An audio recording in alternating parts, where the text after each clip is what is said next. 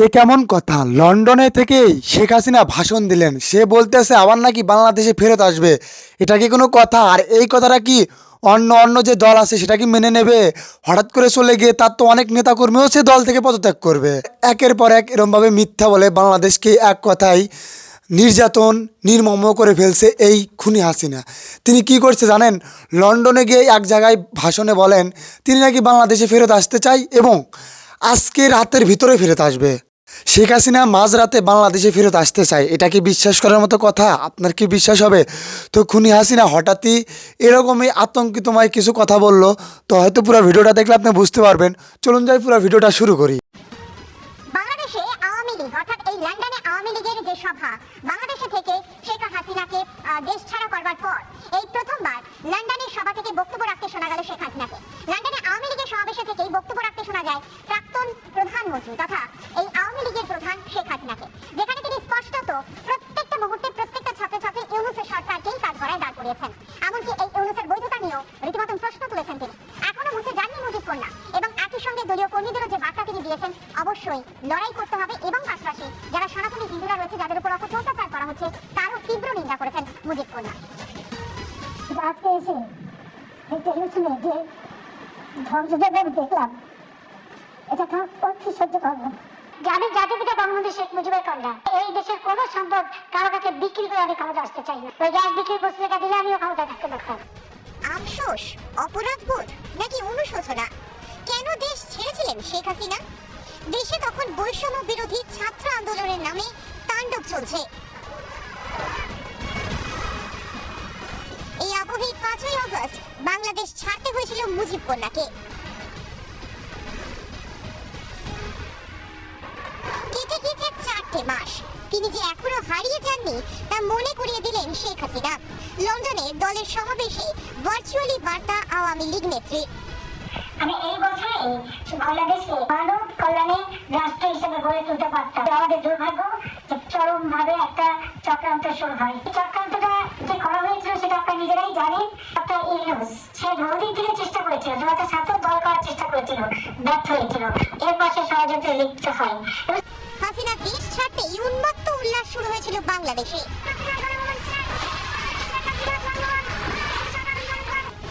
শেখ মুজিবর ও তার কন্যার সব চিহ্ন মুছে দিতে চেয়েছিল ডিপ স্টেটের এজেন্টরা। 1 মাসের মধ্যেই বদলে যায় পরিস্থিতি। চরম অত্যাচার সত্ত্বেও মাথা তুলে দাঁড়ায় হাসিনা পন্থীরা। হাসিনার সমর্থনে বাংলাদেশের মাটিতে ওঠে পাল্টা স্লোগান।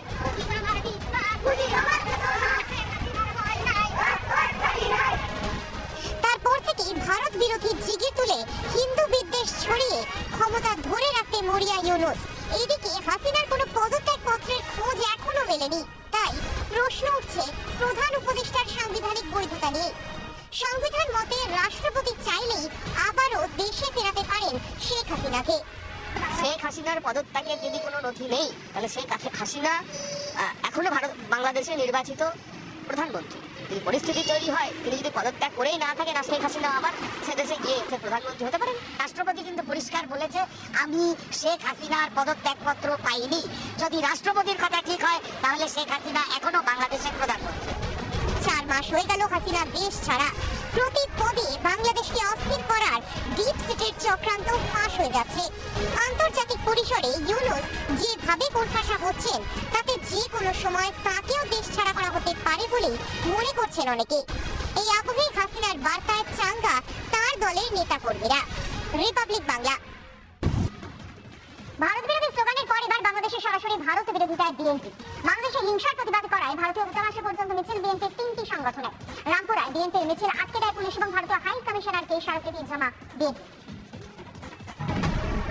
বাংলাদেশের জিহাদি আন্দোলনের শুরু থেকে সমান তালে চলছে ভারত বিরোধিতা।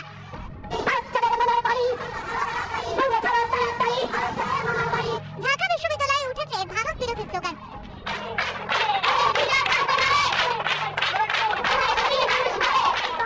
যতদিন গিয়েছে বাংলাদেশের জামাতিদের ভারত বিদ্বেষ ততই বেড়েছে। এবার বাংলাদেশের রাজনৈতিক দল বিএনপিরও ভারত বিরোধিতা সামনে এলো। বাংলাদেশের হিন্দুদের উপর অত্যাচারের প্রতিবাদ করায় গায়ে জ্বালা ধরেছে বিএনপি। এদিন বাংলাদেশে ভারতীয় দূতাবাস পর্যন্ত মিছিল করল বিএনপির কর্মী সমর্থকেরা। মিথ্যা প্রচার করে সাম্প্রতিক দাঙ্গা সৃষ্টি অপপ্রয়াস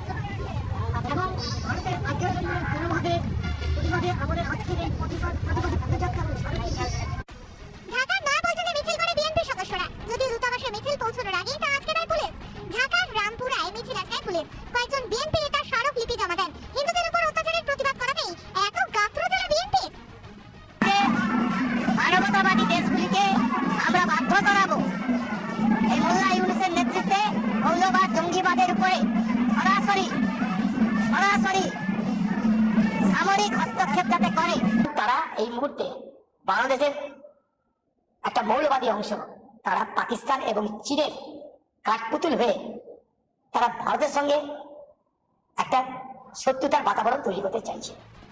ইউনূস প্রশাসনের স্বৈরাচারিতার বিরোধিতা করছে ভারত। হিন্দু নিধন কথা শুনে আপনার কি মনে হলো?